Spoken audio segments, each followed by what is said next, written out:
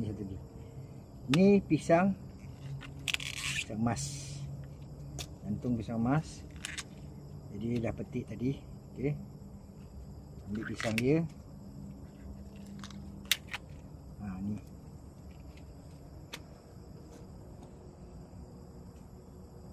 Kalau korang masak apa?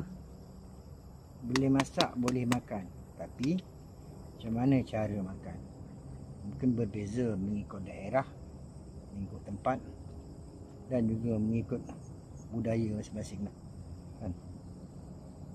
Tapi untuk saya biasanya sebab ulam je. Kadang-kadang tak tahulah, whatever lah my wife masak, bedal aja lah. Korang macam mana? Okey, jom share sikit supaya dapat kita kongsi-kongsikan dengan yang lain. Okey. Jantung ni jantung pisang emas.